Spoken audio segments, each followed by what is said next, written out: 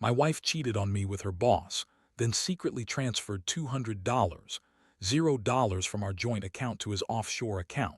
Now she's claiming I have no rights to the house or the inheritance, and litigation is to seize everything we've built.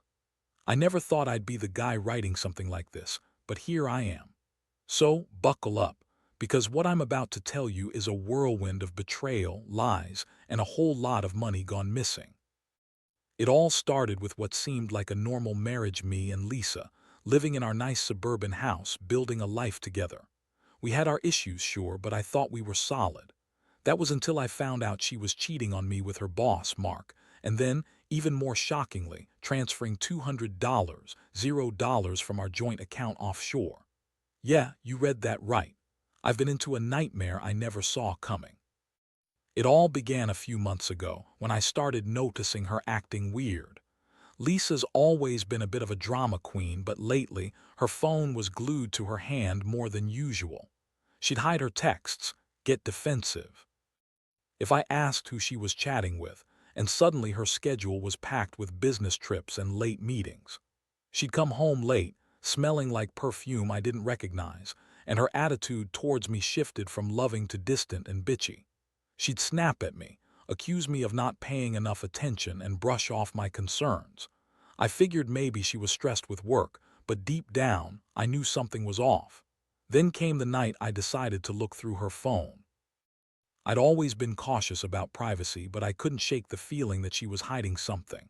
I found a series of texts between her and Mark, flirty, suggestive messages exchanged during work hours. It wasn't just flirtatious, it was outright inappropriate. They were talking about meeting up, about keeping it secret, and she even told him how she loved the thrill of sneaking around.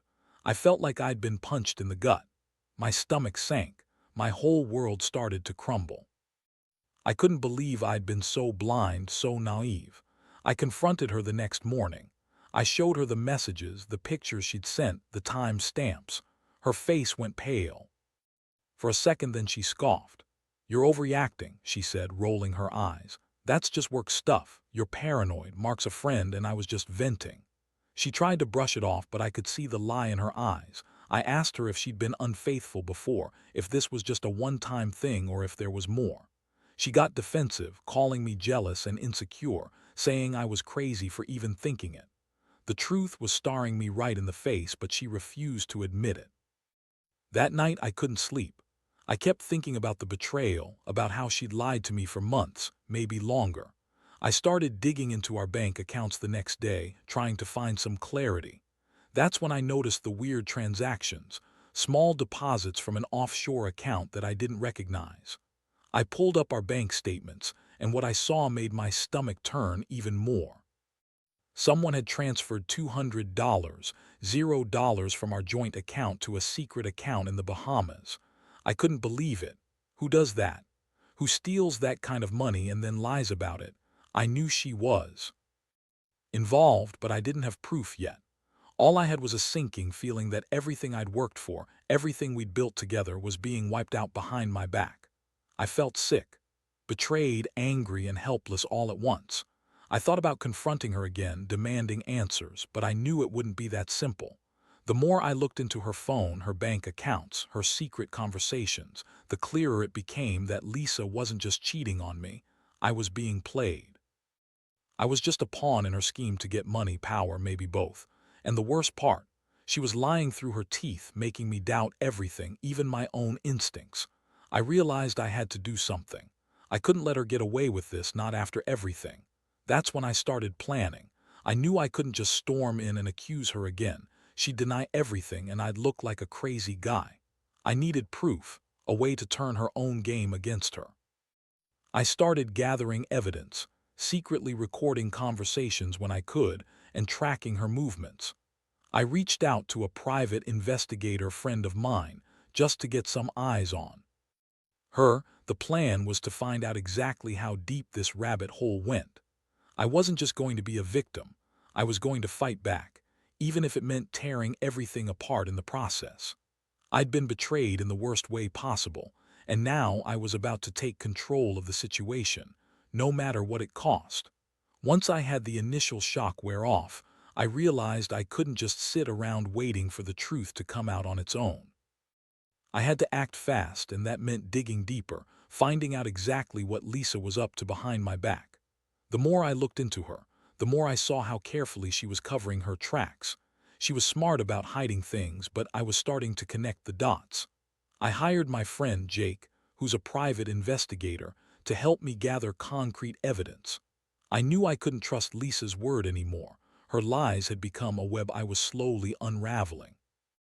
Jake tracked her movements, and what I found out was staggering. She'd been meeting Mark at fancy hotels, going on business trips that I now knew were cover stories for. Their secret meetings. They'd been intimate, I was sure of it, judging by the hotel receipts and her late-night texts. But what hit me hardest was the money trail, that offshore account. It wasn't just a random transfer, it was a carefully orchestrated scheme. Someone, probably Lisa, had been funneling money out of our account for months. The amount? $200, $0, that's a small fortune. She had lied about everything, her fidelity, her loyalty, even our shared finances. I also discovered that she'd been secretly transferring money into her own accounts in her name, setting up shell companies, and even buying property in her family's name in different states. It was clear she was planning to cut me out completely. I felt like I was living in a nightmare. My wife, the woman I loved, turned out to be a con artist, a thief, and a liar. I'd always thought she was ambitious, but not like this. Not someone capable of this level of deception. I was furious but also deeply hurt. How could she betray me like this? After all we'd been through, after all I'd done for her, I started to think about what I should do next. Confronting her directly seemed risky. She'd deny everything, call me paranoid, and maybe even destroy the evidence I had. I needed a plan. I decided to confront her with undeniable proof: text messages, bank statements, hotel receipts. The next time she left her phone unattended, I snuck a quick look in some messages. I found explicit conversations where she was bragging about how she was finally free from me, how she loved the thrill of sneaking around, and how she was done with this life. That was the moment I knew I had to act fast. One night I finally sat her down. I told her I knew everything about her affair, the money she'd stolen, the lies she'd spun. Her face twisted into a sneer. She told me I was crazy, that I was imagining things, that she loved me and it was all a mistake. But I had the proof. I threw the bank statements and the messages on the table. Her eyes widened, and for a second she looked genuinely scared. She started to spin more lies, claiming it was all a misunderstanding, that Mark was just a business associate, and the money was a loan, not theft. I didn't buy it. I could see right through her bullshit. That confrontation changed everything. I realized I couldn't stay with someone who lied so effortlessly, who was capable of stealing from us and betraying everything we'd built. I felt betrayed, broken, and furious, but I also felt a strange sense of clarity. I knew I had to take back control to protect what was left of my life. I told her I was done, that I'd be seeking legal advice, and that I wanted a divorce. She screamed and yelled, calling me crazy, saying I had no right to take the house or the inheritance. But I knew the truth. She'd already taken everything she could get, and now she was trying to spin it around like I was the bad guy. That's when I realized this wasn't just about cheating. It was about her trying to wipe me out financially and emotionally. Over the next few days, I hired a lawyer and started preparing for the worst. I knew she'd try to fight me, claim I was abusive or crazy, but I had the evidence. I was determined to get to the bottom of this, to hold her accountable for what she'd done. The betrayal cut deep, but I was more pissed off than anything. I'd worked my ass off to build our life, and she'd just thrown it all away for some cheap thrill and a bunch of offshore cash. I didn't know what the future held, but I knew one thing: I wasn't going down without a fight. And as I sat there, staring at the mess she'd left behind, I made a vow to myself. Whatever it took, I'd get justice. The legal process moved faster than I expected. Lisa's reaction was classic: denial, accusations, and outright lies. She claimed I was trying to ruin her, that I was paranoid and jealous, that Mark was just a mentor and the money. Oh, that was a mistake, she said, a misunderstanding she was willing to fix. She even had the audacity to say I had no right to the house or the inheritance, claiming she'd somehow protected her assets from me. Yeah, right. The woman who spent our money like it grew on trees suddenly had a legal shield she was wielding like a weapon. I kept my cool, though. I had the evidence, and I knew how to use it. I handed everything over to my lawyer: bank statements, text messages, hotel receipts, and the offshore account info. The lawyer, a sharp guy named David, told me this was a clear case of financial fraud, infidelity, and breach of trust. The goal was to freeze her assets, get a court order to return the stolen money, and fight for my rights to the house and inheritance. I was determined. I didn't want to just walk away, but I knew I had to fight for what was rightfully mine. Lisa's first move was to try and spin the story. She hired her own lawyer and claimed I was abusive, manipulative, and trying to undermine her. She even tried to accuse me of having a drinking problem, which was a blatant lie. Honestly, I don't drink much, and I wasn't about to let her paint me as some kind of monster. The courts saw right through her BS, though. My evidence was solid, and her attempts at deflection only made her look worse. Meanwhile, I kept digging. I found out that she'd been funneling money into secret accounts in her family's name, buying property under fake companies, and even setting up offshore accounts in her own name. It was like watching a spider spin its web of lies. One of the biggest shocks was discovering that she transferred the $200, $0, just days before I found out about her affair. She'd been planning this for months, a way to escape, to start fresh with Mark, and to wipe us out financially. I couldn't believe it. I'd never suspected she was capable of something this calculated. The betrayal hit harder than anything. All those nights I thought she was stressed or working late. She was secretly planning her escape with her boss, cashing out on our life together. It made me feel sick, like I'd been played for a fool. The court hearings were intense. Lisa was trying to dismiss the evidence, claiming I was paranoid and that she deserved the house because she'd contributed more financially. That was laughable. I'd worked my ass off, paying the mortgage, the bills, saving for the future. She'd been irresponsible, spending money on vacations, shopping sprees, and her secret affairs. The judge saw through her lies pretty quickly. I could tell she was panicked because her entire scheme was unraveling. The court issued a freeze on her assets, including the offshore account, and ordered her to return the stolen money to us.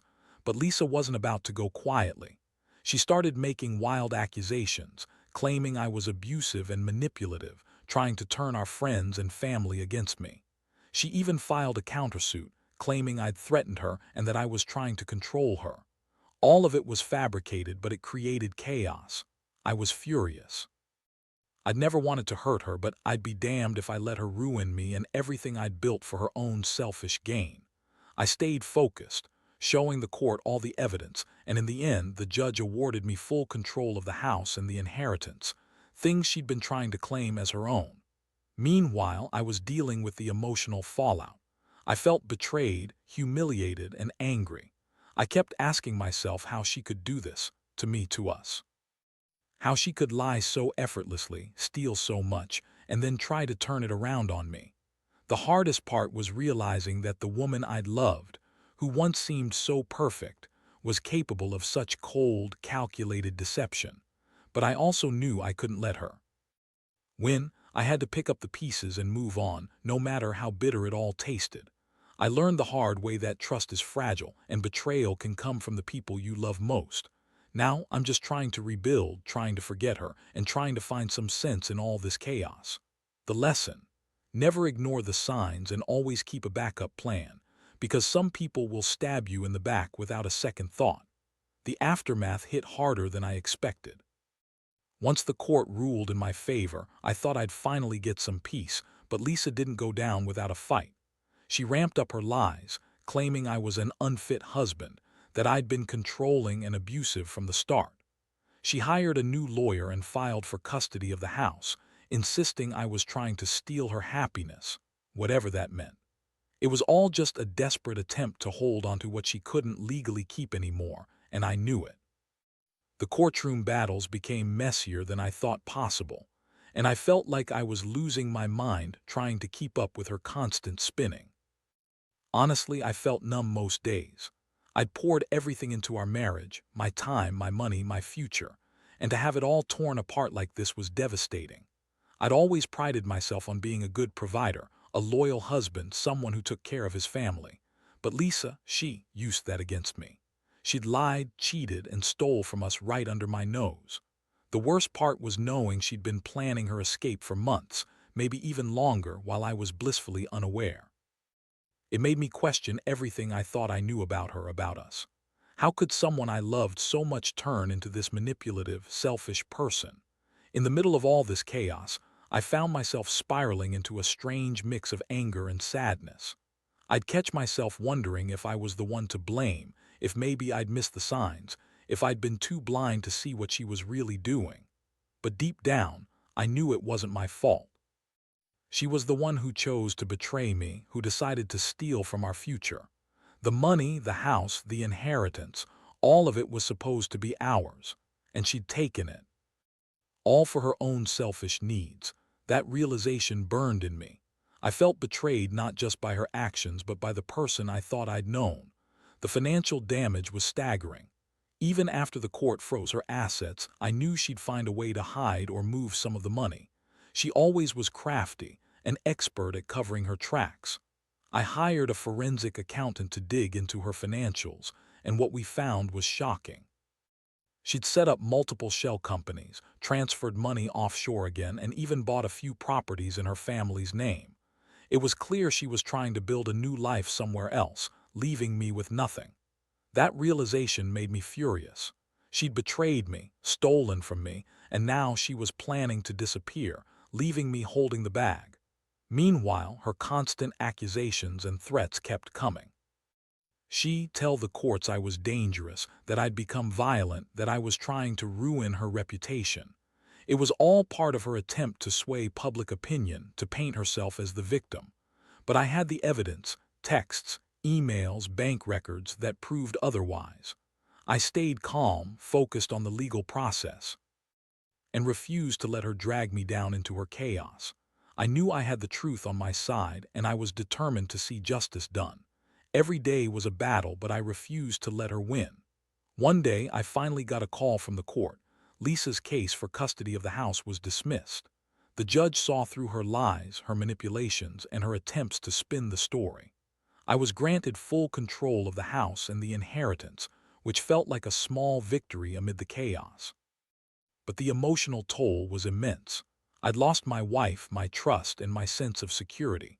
I felt like I was standing in the ruins of what I'd thought was a happy life. I realized I had to start over, rebuild from scratch, and learn to trust myself again. That's when I decided I wouldn't let her ruin me completely. I started focusing on my own healing, seeing a therapist, reconnecting with friends, and trying to find some normalcy again. I knew that moving on meant letting go of the anger and resentment, but honestly, that was the hardest part. Every time I thought I was making progress, I'd remember something she did or said, and the pain would come rushing back. Still, I reminded myself that I deserved better than her lies and betrayal. I had to keep going for myself and for what little future I could still salvage. Looking back, I realized that this whole ordeal has changed me. I used to trust people blindly, but now I'm more cautious. I learned that the people you love can surprise you in the worst ways, and sometimes you have to fight to reclaim what's yours. The biggest lesson: never ignore the red flags and always keep some control over your life, because some people will do anything to take what they want, no matter how much it hurts. And as much as I wish I could forget all this, I know I'll carry it with me forever. But I also know I'm stronger than I thought. I survived this chaos, and I'll keep moving forward, one step at a time. The months that followed were a blur of court dates, legal battles, and trying to piece my life back together. Every time I thought I was getting somewhere, Lisa would come up with some new scheme to try and spin the story in her favor. She'd file motions claiming I was stalking her or that I'd threatened her, all lies to keep the courts from seeing the truth. It was exhausting. I felt like I was fighting a ghost. Her lies kept morphing, twisting, and trying to destroy what little stability I had left.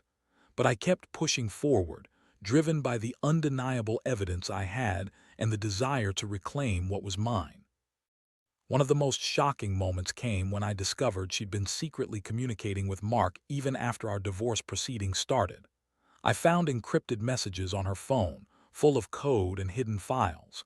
It was clear she was planning to run away with him, to disappear into some offshore hideout. That realization made me furious. How could she be so reckless, so manipulative? She'd betrayed me, stolen from me, and now she was trying to leave me with nothing. I handed all this new evidence over to my lawyer, and he confirmed it was enough to get a restraining order and further freeze her assets. I felt a small sense of victory, but the anger still burned deep. The financial damage was worse than I'd initially thought. Even with the court's freeze, I knew she'd find a way to hide or move some of the money. I hired a forensic accountant, and what they uncovered was staggering. She transferred funds into fake accounts, bought property under false names, and even set up offshore accounts with shell companies. It was like she'd planned her escape long before I even suspected anything. The more I learned, the more I realized she'd been playing me for a fool, using my trust against me. It was a gut punch. How could the woman I loved do all this in secret? How could she betray everything we'd built? Meanwhile, the court proceedings dragged on. Lisa kept trying to distort the truth, claiming I was unstable or dangerous. She hired her own lawyers, and they spun stories about how I'd been controlling, even violent. But I had the evidence: text messages, emails, bank statements, that proved she was the one lying. The judge saw through her tactics, thankfully, and I was awarded full custody of the house and the inheritance. Still, the emotional scars ran deep. I felt betrayed, broken, and exhausted. I had to keep reminding myself that I was fighting not just for my money or my property, but for my dignity. One of the hardest moments was realizing how much she'd lied. She painted herself as the victim, saying I was abusive, manipulative, and jealous. She claimed I was trying to ruin her reputation, all because I had uncovered her cheating and theft. It was sickening. She was willing to destroy everything just to save herself. But I stayed calm. I knew I had the truth, and I was determined to see justice done. Every court appearance, every piece of evidence I presented, was another step toward reclaiming my life. Eventually, I managed to get the court to dismiss her custody claims on the house. The judge saw through her lies and confirmed I was the rightful owner. That was a relief, but it didn't erase the pain. I'd lost my wife, my partner, and my sense of security. I realized I had to start over, rebuild my life from scratch. I started focusing more on myself, seeing a therapist, reconnecting with friends, and trying to find some peace amidst the chaos. It wasn't easy. Some days I felt like giving up, but I knew I couldn't let her win completely. I had to keep fighting for my future, no matter how broken I felt. Looking back, I've learned a lot from this nightmare. Trust is fragile, and people can surprise you in ways you never expected. I also learned that sometimes the only way to reclaim your life is to fight for it, legally, emotionally, and mentally. The biggest lesson: never ignore the red flags. Keep control of your finances, your boundaries, and your heart. Because some people will do anything to get what they want, even if it means destroying you in the process. I still carry the scars of what happened, but I'm also stronger for having survived it. And I guess, in some twisted way, I'm grateful. Because now I know what real betrayal looks like, and I'll never let anyone do that to me again. The hardest part of moving on has been learning to trust myself again.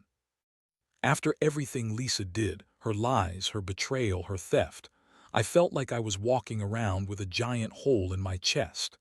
Every time I thought I'd healed a little, something would remind me of her, and the pain would come rushing back. But over time, I realized that healing isn't about forgetting. It's about learning how to live with the scars and still move forward. I started focusing on my own growth, on building a new foundation for myself, one that I could finally call my own. I've come to see this whole ordeal as a brutal lesson in trust and resilience. I learned that people can hide their true selves behind a mask, that even the ones you love most can turn into enemies when it suits their needs. But I also learned that I am stronger than I thought. I survived betrayal that could have destroyed me, and I managed to reclaim what was mine: my house, my inheritance, my dignity. The process was messy, full of anger, tears, and frustration, but it also forced me to become more cautious, more aware of red flags I'd ignored before. Looking back, I wish I had seen the signs earlier. I wish I'd paid more attention to her actions, her secretive behavior, her lavish spending. Maybe I could have caught her sooner, stopped her before she stole so much from us. But I also realize that some things can't be prevented if the person is determined enough. The key is to be vigilant, to protect yourself financially and emotionally. Never let someone have full control, because if you do, they might take everything, including your trust and your future. Now I'm slowly rebuilding. I've started saving again, investing in myself and trying to find happiness in small things: long walks, good books, honest friends. The house is mine, and I've taken steps to ensure I won't be vulnerable again. I've also become more vocal about warning others. Never ignore the little red flags, never assume your partner is perfect, and always keep a backup plan. Because betrayal can come from anywhere, even the people you least expect. The biggest lesson I take from all this is simple but powerful. Trust is earned, not given blindly. And when it's broken, it's almost impossible to fix. But you can survive it. You can rebuild. And sometimes the only way forward is to face the pain head-on, learn from it, and then let it go. I don't wish what happened to me on anyone, but if it teaches others to be smarter, more cautious, and more prepared, then maybe some good can come out of this nightmare. Today, I'm stronger, wiser, and more cautious. I still feel the sting of betrayal, but I refuse to let it define me. I've learned that even in the darkest moments, there's a chance to find a new beginning. It's not easy, and I know I'll carry the scars forever, but I also know I survived, and that's what matters. I hope anyone reading this who's going through something similar finds the strength to fight, to protect themselves, and to remember that even after the worst betrayal, life can still go on. You just have to be willing to take the first step forward.